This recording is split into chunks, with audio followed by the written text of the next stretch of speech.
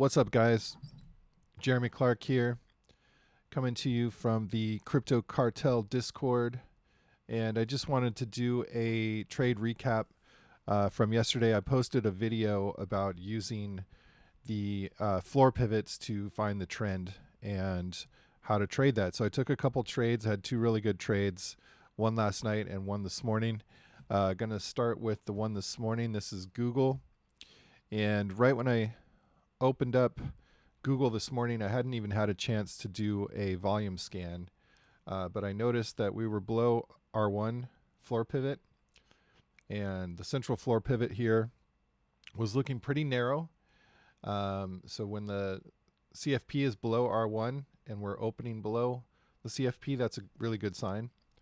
I could also see that we had just kind of well, okay, so this is about 7:30, maybe 8 in the morning, 7:30. So I could see that we were starting to break below IB. This is IB, the dotted lines.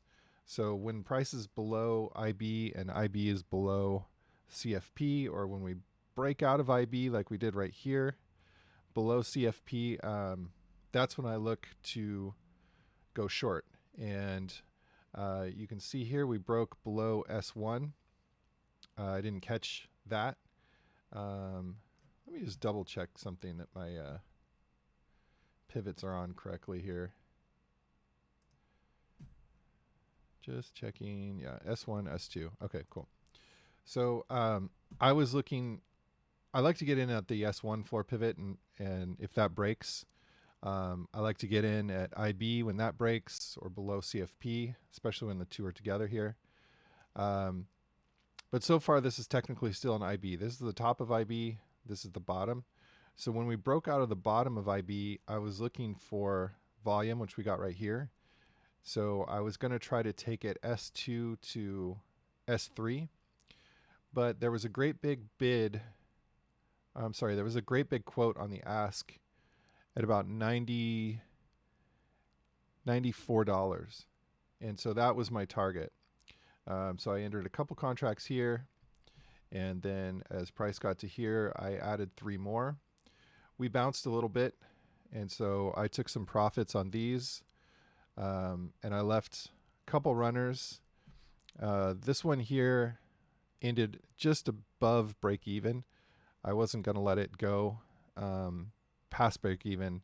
And then this one here, I had a stop loss on this that was already at +1R. And it was going +1, +2, +1, +2. And at this point, I saw SPY and Google break down. And so I went ahead and held for that quote that was on the ask here at 94. And sure enough, it hit. And that's where I went ahead and locked in profits. My stop was still at about 5 cents, but I figured it was going to trigger, and it did. So that's kind of using the technique that I showed you yesterday, using the floor pivots to identify the trend. And then you can use your cam targets or your floor pivot targets to exit. In this case, I used a quote on the ask as my target. Sure enough, price bounced right at that level. So moving on to last night, clicking over, this is FTM, Phantom. Had a really good trade.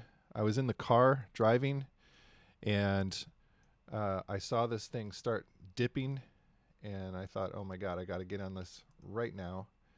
And so let's just get an arrow in here. So again, here's R1. Price never tested R1.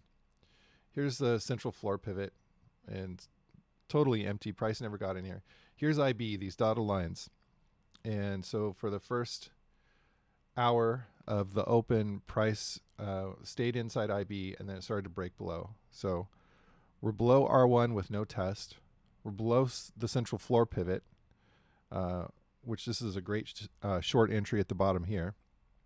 And then now we're breaking IB, and breaking IB on volume. There you can see above average volume. This purple line is the average volume line.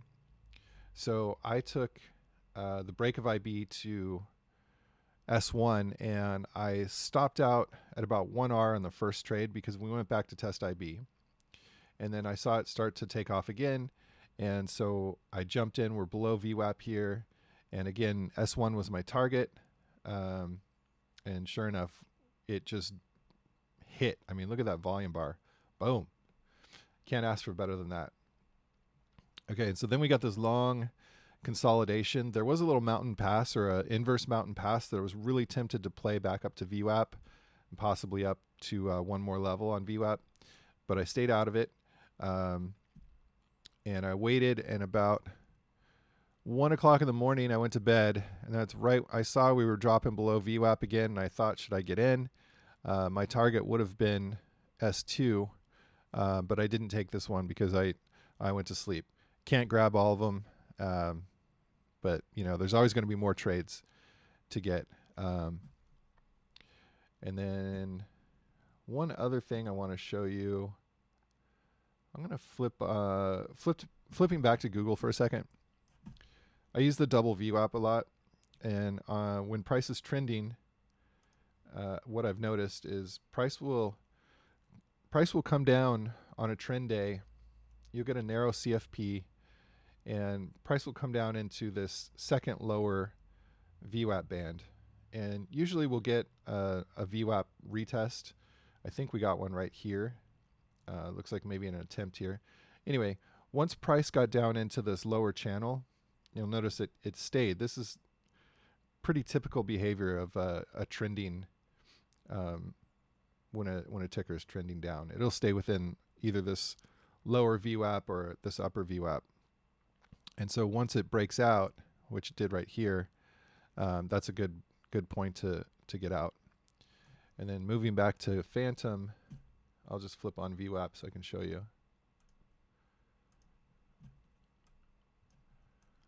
And I'm going to flip into the 1 minute here.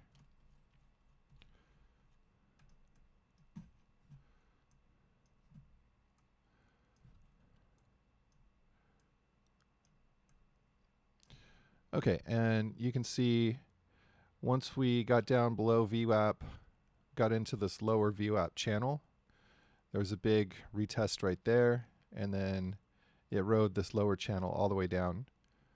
And then once it broke, that was a good sign to get out.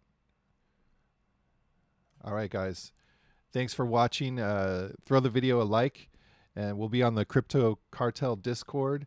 And a shout out to everybody at BBT, Bearable Traders. If you guys are looking for education, it's a great place to start.